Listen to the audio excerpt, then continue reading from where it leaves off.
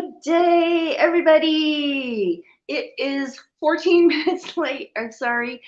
Pacific Daylight Time. It is 5:24 a.m.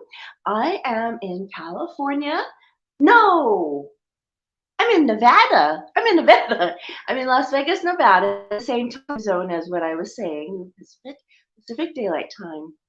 Today I have episode number 1350 with Morsels of a Thought, number 1350 with Fein and Sherrie Schneider. Both of them are wonderful people.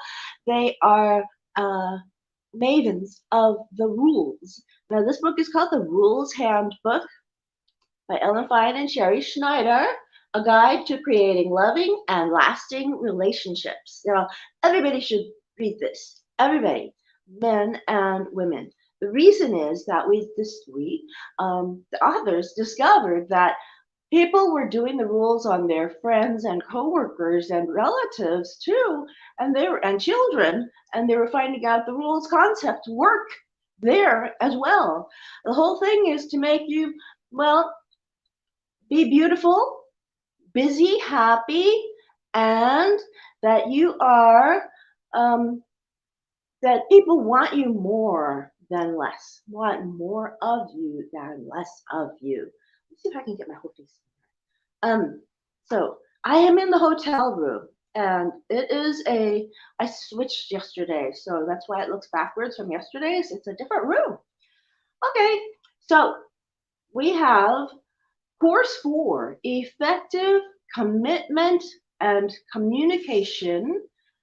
Watch for red flags. It's a sign, day through 12. Canceling a date is the kiss of death. When a man really likes you, he would never think of not seeing you unless it's a genuine emergency. Like if he was in a car accident, even then he could figure out a way to Uber over. Or his mother had a stroke. Canceling on you would be like missing 50-yard line seats at the Super Bowl. So it would never be for a flimsy reason. When a man cancels because he's working late or tired or has a lot going on, he's just not that into you.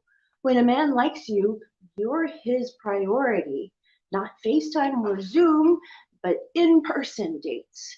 If he cancels more than once without an emergency reason, it's a next.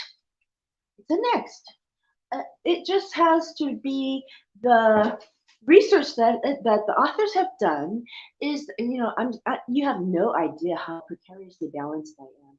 I'm on a seat, on a chair, and then I have a stool on top of the chair, and then I have my foot on this bed that you see the post of, and I have my hand on the back of the chair and my other knee over that back of that wooden chair so that I don't fall over. And the reason is that I wanted to get more of this than this. So, anyway, the research that the authors have done has been that even simple things like his writing back to you on text more than 4 times, a total of four exchanges, it's a next because it always turns out that it's kind of a flimsy relationship if they do take you for granted. They're supposed to be taking you like you are a movie star. So I am going to run because I was up so late last night. Oh my God. I didn't want to be more late than this because actually the freaking clock is 4 minutes behind. So I calculated while I was looking at that clock, and then I missed something. I came here thinking it was 5, maybe 12, and then it turned out to be 5:24. So I do apologize. Thank you for coming. I'm so glad to see some of you from the Secret Knock.